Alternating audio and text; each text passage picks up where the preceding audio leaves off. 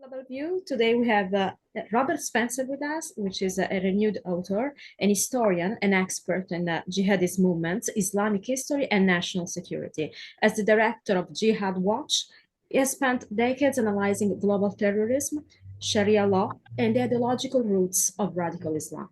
Welcome to Global View. Thanks for joining us. Thank you. Happy to be here. Robert, what do you think are the biggest mistakes Western governments make when dealing with radical Islam? They don't admit that it exists. That's the biggest problem.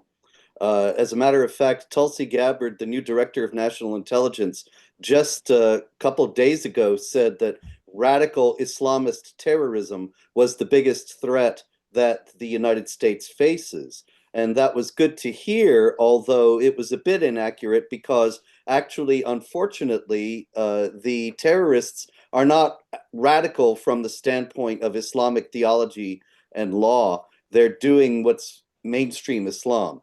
But quite aside from that, the fact is that Gabbard's statement was a departure, a very significant departure from the Biden administration, which had said repeatedly that white supremacy was the biggest terrorist threat that the nation faced. And before that, the Trump administration in its first term did not do anything to counter the Obama administration's countering violent extremism program, but left it in place. And that program was an extended effort in, excuse me, in obscuring and denying the connection between Islam and terrorism. The discussion of the ideological roots and the motives behind Islamic terrorism has never been favored within the US government. During the Bush administration, it was at least broadly tolerated, although it was never the policy of the administration that Islam had anything to do with any of this. But since then, there's been complete denial about the nature and magnitude of this threat altogether. So I hope Gabbard's statement will change that. But the biggest flaw in the approach of the US government and other Western governments toward jihad terrorism thus far has been they pretend that it's not there. President Trump has been very vocal in terms of combating radical Islam. When I was on the campaign, that's when you had folks like Walid Phares on there, other people, my Lebanese Christian background, who really talked about the dangers of what radical Islam really meant, especially with somebody like him who lived it on his skin and his family's skin. So there was even talk of having a so-called Muslim ban. Now, that has, of course, evolved into warlike strategies against radical Islamic elements, including the decimation of ISIS, the caliphate that spread between Syria and Iraq, and the assassinations of Iranian generals that arguably were responsible for the deaths of numerous American and allied soldiers and civilians in the Middle East and around the world. So, given that Donald Trump was successful in that during his first term, when DNI Gabbard says that radical Islam is America's #1 threat, what does she actually mean now that ISIS has been decimated, the caliphate no longer exists, Iran is on the back pedal, the sanctions regime is going to be enforced? Where does radical Islam actually emanate from, and where are the hotspots and the danger zones for the United States during this Trump administration? George, the biggest threat is within the United States itself. Interesting. And this is what I was referring to actually in my first response, that this has been met with complete denial on the part of American authorities.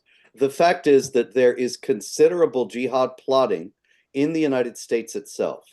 There have been numerous foiled plots over the last 4 years. There have been many hundreds of people on the terror watch list who were caught at the southern border while the border was open during the Biden years. Now, we know that the people who were caught represent only a tiny fraction of those who got through.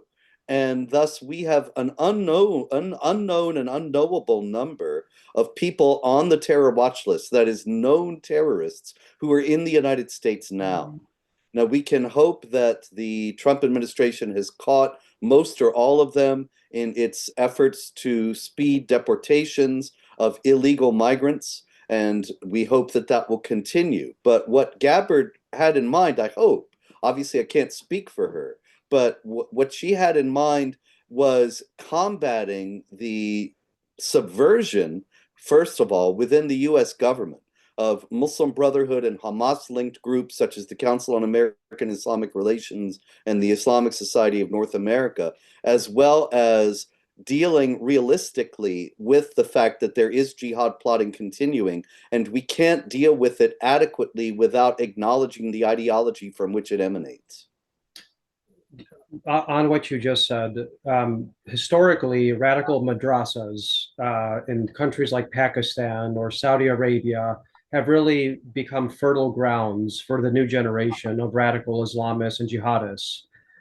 You also have had, at the national level, you've had the Gulf states, rich people in Gulf states financing many of these movements. And you've had countries like Turkey arm them to the extent that we've seen them conquer new swaths of territory now that the Assad regime has collapsed. So the question I have is, based on this domestic Islamist threat that you see the United States having today, the question's simple: who's financing them and who's supporting them today to cause this havoc against the United States? There are actually three principal financial sources. One is Qatar. Qatar has spent millions, tens of millions, maybe hundreds of millions of dollars on American universities. When we see the pro-Hamas protests that also, to his great credit, President Trump has confronted and vowed to end, but when we see these protests on college campuses and university campuses all over the country, they didn't come out of nothing. They have been the result of careful and thoroughgoing, long-standing indoctrination on those campuses that come from professors and organizations that are funded from Qatar and are focused entirely on inculcating pro-jihad, pro-terror, pro-Hamas sentiments among American young people. And of course, the colleges and universities with their far left bent already are completely hospitable to that point of view. And so that's one big problem. The second one is Turkey, which has taken over in recent years from Saudi Arabia in funding Sunni mosques, many of which are connected to the Muslim Brotherhood, all around the United States. There were surveys years ago, not long after 9/11, that showed that 80% of the mosques in the United States at that time had links to the Brotherhood. And the Brotherhood, we have to remember, is dedicated in its own words, according to a captured internal document, to eliminating and destroying Western civilization from within. So you've got all these Turkish-funded Brotherhood mosques. And then third, you've got the Islamic Republic of Iran. We saw that in demonstrations, for example, in Dearborn last summer, where Shiite Muslims were demonstrating against Israel and screaming death to America. And it wasn't Tehran, it was Michigan. And that is, of course, funded by Iranian money. Well, I would like to switch attention to European continent. As someone born and raised in Italy and worked and studied in Brussels and Paris, I witnessed firsthand the tragedy of these insane attacks, from Charlie Hebdo to the Brussels airport to the Christmas markets in Germany, in Cologne, in Berlin, and also the numerous attacks to Jewish school, including kindergartens. So at the time I was working for the European Union, and I remember there's a huge, massive population, Muslim population in Brussels, and I happened to be drawn the attention by these panels written Sharia for Belgium. So they were actually actively recruiting people to get into this cult. I mean, this religion, cult, if I can call it cult. But from the political standpoint, the explanation to those attacks was actually placed on foreign policies, like those terroristic attacks were fueled by our interventions in the Middle East. Like we were sort of importing the conflict of Israel-Palestine in the European continent. Do you agree with that? No, not in the slightest degree, because when somebody stands on a street in Berlin or Brussels or Paris or London and starts stabbing people at random, that doesn't have anything to do with Israel and Palestine. I agree. And he's not targeting Jews. He could go to a synagogue if he wanted to target Jews. What we see is a much more comprehensive threat. And from Sweden to Britain and down also into the southern Mediterranean and Italy and Greece and so on, you have massive populations now of Muslim migrants who have made it very clear they have no interest in following the laws of the land. They have contempt for them because of the contempt that Islam inculcates for non-Muslims, and they intend to do violence to the native population in accord with the teachings of Islam. We see this again and again and again. No alteration in foreign policy on the part of any European state or the European Union as a whole is going to change that imperative because it comes from Islamic teaching. Absolutely agree with you. And actually, I found a little bit superficial pretext that the political class was using to convince people that those cases were probably more manageable than they are. And, you know, there is something like a principle of violence rooted in this cult. Now, how do we distinguish we always say, like, you shouldn't, when you talk about religion or faith, you shouldn't be in the position to say moderate from extremists, right? So how do we make this distinction, if it's correct even to phrase it this way? Well, this is a very important question, and it's one that's absolutely shrouded in a fog of confusion. So I thank you for asking it, because this causes so much trouble. People think, well, you know, my friend Ahmed, he's a gentle guy. He would never hurt anybody, so therefore Islam must be peaceful. And they don't realize that Ahmed might be a nice guy, but that doesn't really tell you anything about what Islam teaches or doesn't teach. And the fact is, there are millions of Muslims who will never wage jihad, and that's great. I commend them. I'm glad they exist. The fact is, though, that they do not have a basis for their actions within Islam. That is, there is no version of Islam, there's no form of Islam that teaches be kind to the unbelievers and don't wage war against them and don't try to subjugate them and establish Islamic law. There's no such Islam. And so there are millions of Muslims who don't wage jihad because they're not that religious, or they don't want to get hurt, or they don't have the courage, or they simply can't be bothered, or they think it's being handled by other people, or any number of reasons. But that doesn't really mean that the people who are doing it don't work from Islamic imperatives. And we have to understand this. It's the oldest adage in warfare, Sun Tzu's adage, know your enemy. And we have to understand why they are doing this and what they hope to accomplish. And unfortunately, the answers to those questions are all rooted in Islam. And the fact that there are Muslims who are not waging this war doesn't change that. Robert, when I was on the Trump campaign in 2016, I actually facilitated the meeting that candidate Trump had with President El-Sisi of Egypt. And shortly after that very successful high-profile meeting, I was in an Athens hotel where I met the Pope Tawadros of the Coptic Church of Egypt, who represents, I think, over 10 million Coptic Christians in Egypt. We had a very intimate 1 hour conversation in which he thanked me for making that meeting happen. And he provided me this beautiful icon of Jesus that I still have to this day, where one of the quotes from the Bible was about love being at the center of everything that makes mankind what it is. So the reason I wanted to do this is because, one, I knew that Trump would have a good working relationship with a person like Sisi. But more importantly, it was because I saw Sisi as a moderate who could rein in the extremists, who could rein in the Muslim Brotherhood. He was successful in curtailing the influence of the Muslim Brotherhood.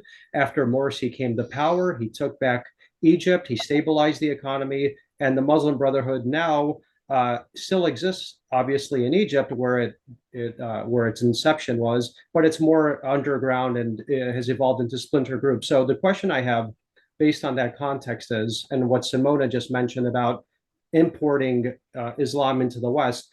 I think this is a Muslim problem that has to be dealt by Muslims. So, do you think that there are certain countries and leaders in the Middle East and in the Muslim world that you have identified that can take the reins and leadership to moderate Islam and to curtail the financing and the funding for extremists? Or do you just think that we have an issue writ large with the Muslim world, and we have no one, whether it's MBS in Saudi Arabia or Sisi in Egypt or King Abdullah in Jordan, who can actually help us in combating radical Islam?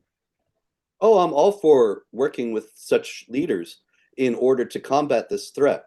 We just have to be very clear and realistic about what they might be able to accomplish and what they might not. I mean, as you've noted, Sisi has done very great work in combating the role of the Muslim Brotherhood and the popularity of the Muslim Brotherhood in Egypt. Of course, they did themselves in by ruling in such a draconian fashion when they were in power in 2012. And so they turned a lot of the people against them. But you've got him, you've got MBS, you've got King Abdullah, as you noted, and they have all been clear about wanting to combat the jihadist tendencies within the Islamic world. The problem that they all face is that in the eyes of many of the Muslims, even in their own country, makes them heretics who ought to be killed. And remember that Anwar Sadat was assassinated for making peace with Israel. And so I'm all for Muslims who are pragmatic, who are like Sisi and like MBS, wanting to restrict the influence and power of these forces. But we have to understand they have to walk an exceedingly fine line, or they're going to be overthrown by forces within their own countries. And that's because they are always vulnerable to the charge of being disloyal to Islam. Because as I said previously, it's not as if they're fronting a different version of Islam. They are just in favor of less of an application of Islamic law, which of course makes them a lot of enemies. But we can be glad that they're there and doing that. How much immigration policies have to do with importing the Islamic issue in our Western society? 100%. I mean, that we wouldn't have this problem if it weren't for our immigration policies. And there you have these two things coming together, really, because you have virtually unrestricted immigration, at least until the return of President Trump. You have, at the same time, a total denial about Islamic terrorism. And so, George, you mentioned before the Muslim ban, and that ended up during Trump's first term being a ban on immigration from various countries that would not or could not provide us with adequate information about the people coming in. Completely reasonable point. And slightly less than half of the number, I think there were 15 countries and 7 were Muslim. And so the thing is that if your country is not going to be giving us that kind of information, then we don't have any idea who the people are coming in. And that's been going on all through the 4 years of the Biden administration. And so if we were speaking realistically about Islamic jihad, we could at least put in controls for people wanting to enter the country that would question them and try to determine in various ways their jihadist sentiments, if they had any. And we would be able to keep out the ones that were clear danger. But obviously, this has not been done for the last 4 years. And also there are simple rules. I think we are dominated by the political correctness. We need to be politically correct. So we need to implement all our wonderful principles about no discrimination, freedoms, etc. But this cannot be extended to at the cost of our safety. So when I see that even schools for teaching those principles are allowed within Western society, I think we are the problem as much as they are. Oh yeah. Well, if weren't for the willful ignorance, which, as you noted, stems from political correctness of our leaders, then none of this would be happening. And it's because they see mass migration as a source of votes, and they've made an alliance with the Islamic groups in the United States on the basis of the idea that any opposition to terrorism is really just racism and so on. And so they're of course against racism, and they thus bring in all these people, and then the American people have to pay the price when the terrorists strike. On the topic of immigration and the concept of war creating this migration issue, the mainstream media will make it seem that Muslims are the only victims from war in the Middle East. I happen to be a Greek Orthodox Christian, and I've seen my own family escape persecution. Not me personally, but my grandparents escaped Turkey, where they were about to be slaughtered, and ended up in Thessaloniki, Greece. And millions of other Christians in the Middle East and in the Eastern Mediterranean, from the Levant to Egypt, have been persecuted. So the question I have is, I feel that Middle Eastern Christians are almost a forgotten species. In the United States, if you say I'm Orthodox, most people think you're talking about Judaism. If you say I'm something along the lines of anything that's not Catholic or Protestant, they just don't identify. They don't even understand what it is. So, what can the United States do to really help Christians who are under persecution in the Middle East in this new era of the Trump administration? Well, George, there needs to be an official recognition of the fact that they are being persecuted. The Obama administration and then the Biden administration, after the 4 years of Trump's first term, they both favored Muslim migrants from the Middle East, even from places like Syria, which had a large Christian population before the Civil War started. And then many of the Christians were displaced, many were refugees, and still the Obama administration at that time gave decided preference to Muslims rather than Christians in Syria.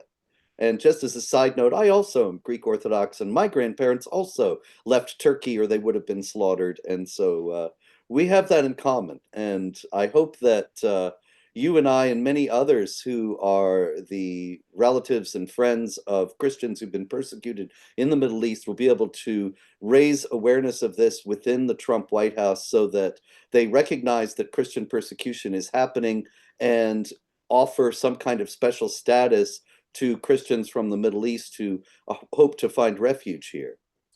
Certainly, because I think when it comes to Christians in the Middle East, you have some political support for the ecumenical patriarchate in Constantinople or Istanbul, but that's at the political level. That doesn't really protect innocent men, women, and children who are living under the yoke of Islamist regimes, murderous regimes that are hell-bent on exterminating Christianity from where it began. So that's something that I definitely think leaders like you who have a voice and are part of that community can really be helpful in educating people. So thank you very much for that input. I have I have another question, which is covers more the cultural aspect of these immigration flows. Besides the Islamic terrorists, we have also a situation in which Muslim immigrants they adopt a lifestyle that sometimes conflict with the rule of law in the Western countries. I'll make an example. If my daughter was born in America but comes from this family of Muslim immigrants, dates an American guy, we're allowed to kill her. That's like they commit murder crimes. So how much this has to do with the religious background and fanatism at the same time? How can we integrate these two aspects of legal immigration on a side, acceptance of diversity of religions, and I'm talking besides the terrorists, and this culture which is inspired to completely different values? I think that it's very important to emphasize to both citizens and non-citizens, immigrants and natives, that the religious freedom of the First Amendment is not a license to break other laws. For example, female genital mutilation is taught as acceptable and even necessary by some, not all, but some schools of Islamic law. And so there was a case in Michigan, a couple of doctors were put on trial for it a few years ago, and a judge dismissed the case on the basis that it was their religious practice. And I think that was abominable. If It is. have this that is something that is physically and emotionally scarring for girls and women, and it's already illegal in the United States, then there's no excuse. I mean, to allow the judge's decision to stand, and so far it has stood, would be tantamount to saying, well, we can't stop them from blowing things up in terror attacks because that's part of their religion. And nobody would say that. So why would we agree to this? I 100% agree with you. Robert, final question for me. You mentioned allies like Turkey, which is a member of NATO, and you mentioned Qatar, which hosts one of the largest air facilities in the entire Persian Gulf for the United States military. So you also identified these two as massive proponents and supporters and financiers of Islamicism and jihadism globally that directly affects the security of the United States, its citizens, and its interests abroad. So the question is, how does the United States during the Trump administration strike the correct balance between having some sort of partnership with these countries while forcing them to stop supporting what DNI Gabbard said is the largest security threat to the United States of America today, radical Islam? Well, if it really is the largest security threat, then how much of an alliance can we really have with states such as Qatar and Turkey that are actively aiding that threat? And so we're going to have to make some hard decisions. It might be possible, as we've been discussing before in regard to Mohammed bin Salman and General Assisi and so on, it might be possible to have some alliance of convenience and some kind of mutual cooperation between Turkey and the United States or Qatar and the United States. They're both Sunni states, and they could be part of a group against Iran, which sees them as much of as an enemy as they see us. But at the same time, we have to be realistic about the limits of such an alliance and recognize that when a country is spending hundreds of millions of dollars, as Qatar is, in order to spread jihadist sentiments in the United States, well, that's a hostile act. And so it either has to stop or the relationship will stop. I don't see any other choice there. And I'm in total agreement with you. Thank you. It's very fascinating having all your insights. Where people can find your work, your books, and follow up with this conversation. Thank you. I have jihadwatch.org, which is a news and commentary site on jihad activity everywhere it occurs around the world. And that's, like I say, jihadwatch.org. And then the books can be found there or at Amazon, Barnes & Noble, wherever books are still sold. If there are any bookstores, they ask them to order them. Thank you so much for being with us. Thank you. Pleasure. Thank you.